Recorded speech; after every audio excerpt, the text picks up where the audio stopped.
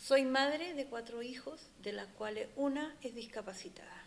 Y entiendo tan bien la posición de Esperanza por la sencilla razón de que lo que ella cuenta es la realidad. Uno cuando le nace un hijo con discapacidad primero no lo preparan psicológicamente, sino que le dicen, tu hijo nació diferente y probablemente en un ratito más muera, porque así te lo dicen los médicos. ¿Te cambia el mundo? Claro que te cambia el mundo. No puedes trabajar porque 24/7 tienes que estar con ellos y los médicos tampoco te dicen, ¿sabes qué horario tienes de trabajo para darte una hora? No, simplemente te dan hora y tú te tienes que dar con ellos porque tienes que llevar a tu hija porque en caso de que tú no vayas, y como está en riesgo de vida, te pueden denunciar por violencia contra un menor. Y de hecho lo viví, ¿ya? Hay enfermedades en la actualidad, muchas y muy raras. Mi hija es un caso de enfermedad rara, donde los médicos te violentan de una manera, o tú soy una mala madre, llegas a tu casa, tu familia también, eres mala madre, llegas a un trabajo y dejáis a tu hija así. Entonces uno constantemente vive violencia. Para las trabajadoras con hijos normal también viven violencia. ¿Por qué? Porque la legislación en sí es violenta. Nace tu hijo, 5 días de permiso prenatal para la mujer, 5 días para el hombre. Pero si tu hijo nace enfermo, tú necesitas un apoyo. Y si no tienes una pareja, tienes a la familia. Pero tampoco tienes que estar lidiando, en otras palabras, uno como mamá tiene que estar lidiando a quién le entrega más cariño, a los hijos sanos o al hijo enfermo. Y los hijos te cuestionan. Pues la mamá siempre la Lea, porque Leandra se llama mi hija. He visto casos donde los empleadores desconocen totalmente las leyes. Ahora último salió, no hace 2 años, 3 años, salió de los 90 días que tienen los papás que tienen hijos con enfermedades o que estén inscritos en el SENADI, 90 días.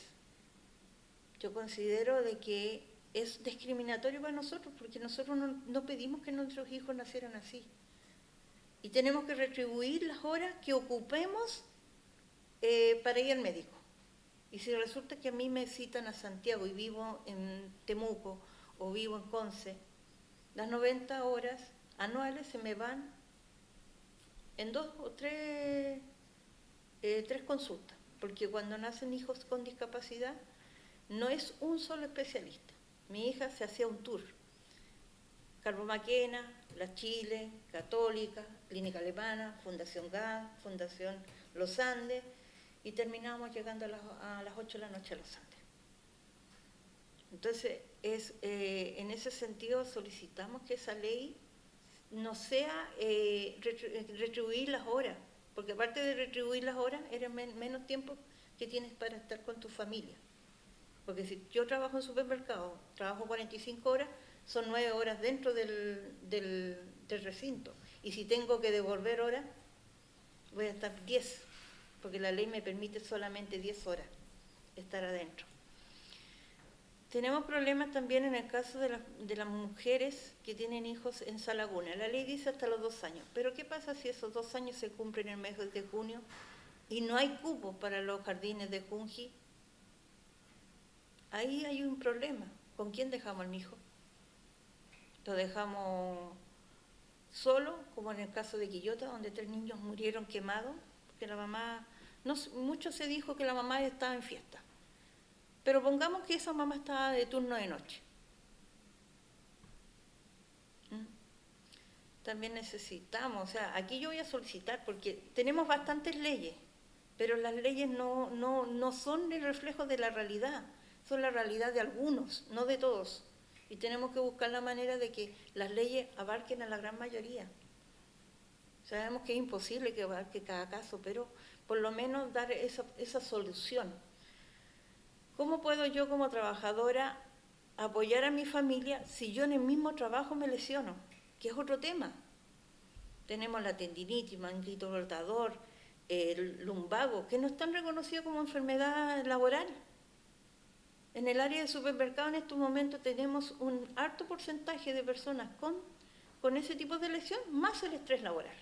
¿Por qué? Porque en estos momentos los supermercados, los malls o los retail están haciendo la multifunción, y a pesar de que ha sido denunciado y han salido a favor de los trabajadores, las empresas continúan con la misma práctica, porque es más fácil pagar la multa que cambiar el tenor de eso o dar cumplimiento al artículo 10.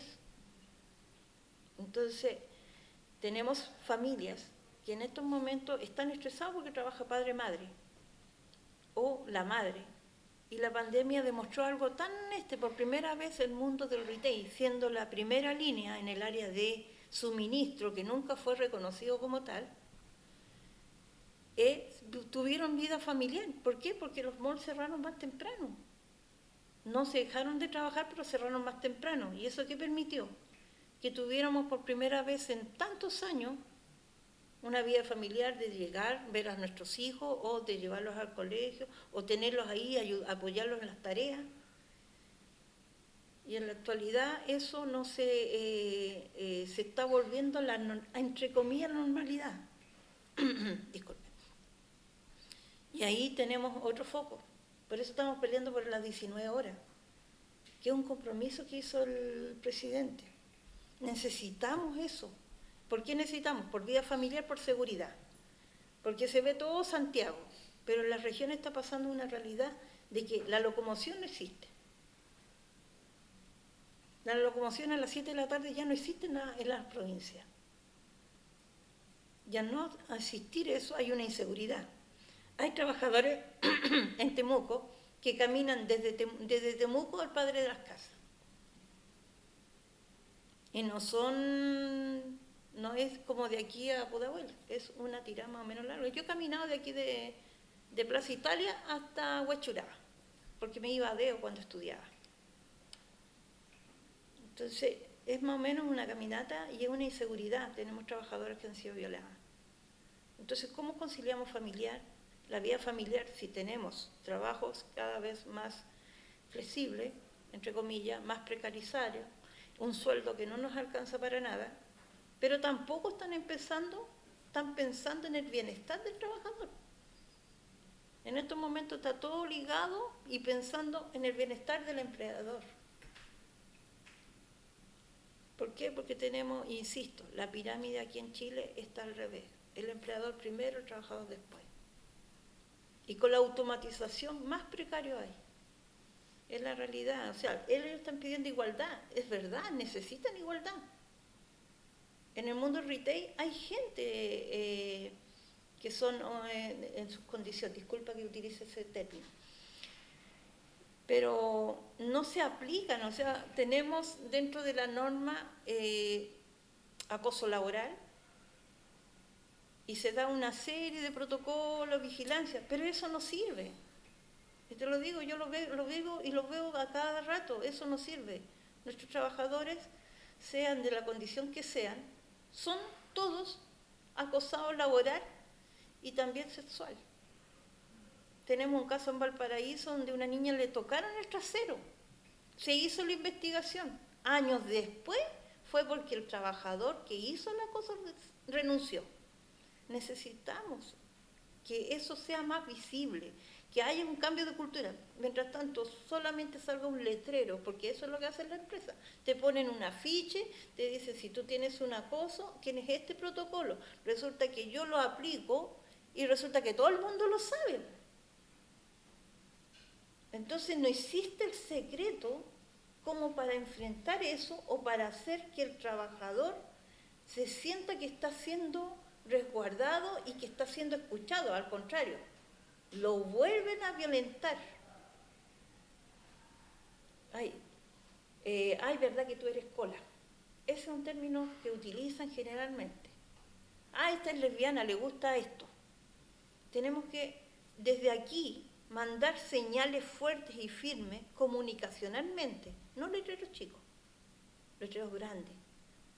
En las redes sociales yo he visto varias cosas, pero utilizan figuras no humanas. A mí me gustaría que él pudiera expresar qué sintió cuando todo el mundo lo aplaudía y a los 2 días todo se olvidó. ¿Qué sentiste? Ahí volviste a la realidad, ¿sí o no?